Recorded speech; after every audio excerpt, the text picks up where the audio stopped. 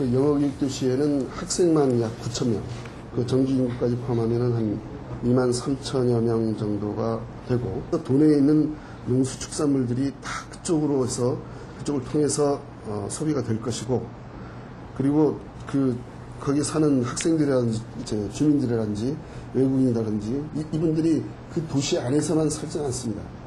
거기 정주는 하지만 도내에 각국 이제 관광도 하게 되고 돌아다니면서 자기가 받은 보수도 쓰게 될 것이고.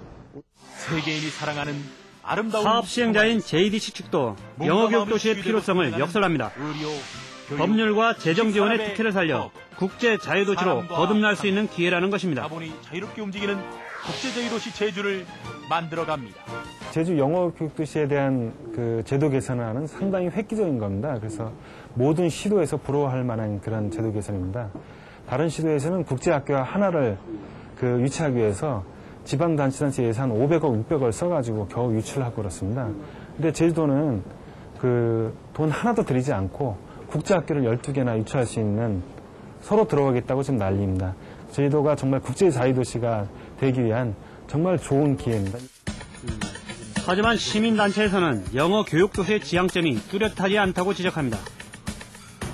전체 사업의 성격뿐만 아니라 중심이 될 국제학교의 청사진조차 이해하기 어렵다는 반응입니다.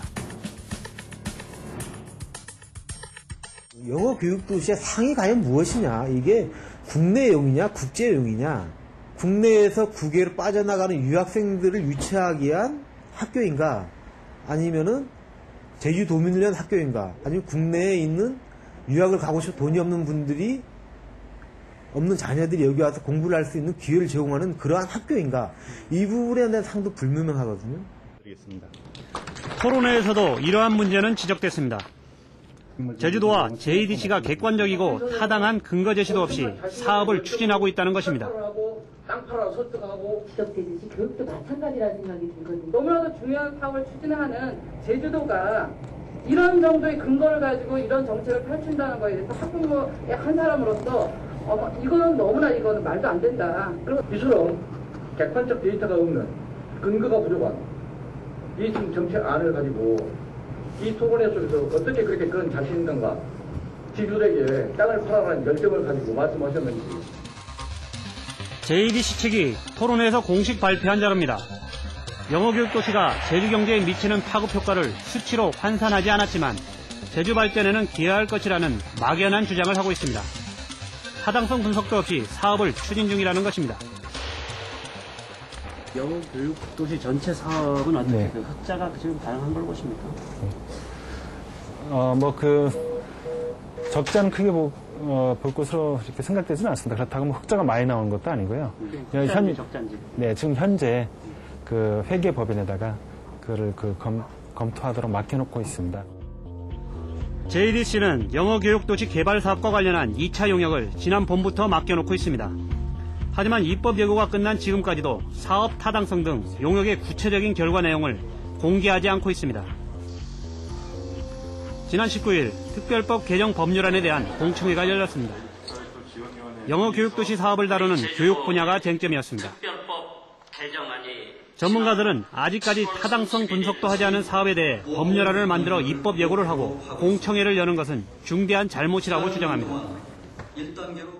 먼저 사업 타당성 분석이 끝난 다음에 어떤 제도 개선이라든지 이런 것도 추진이 돼야 되는데, 만약 먼저 제도 개선을 하고 나중에 사업 타당성에 대해서 분석을 한다면 그건 본말이 좀 전도된 게 아닌가 생각합니다. 지금처럼 이렇게 만약에 입법 예고 후에 그냥 그대로 만약 강행을 한다면 사실상 그거는 좀 어떻게 보면 도민들이 올바른 판단을 할 기회를 어떻게 보면 박탈하는 그런 결과가 될 수 있다고 생각합니다.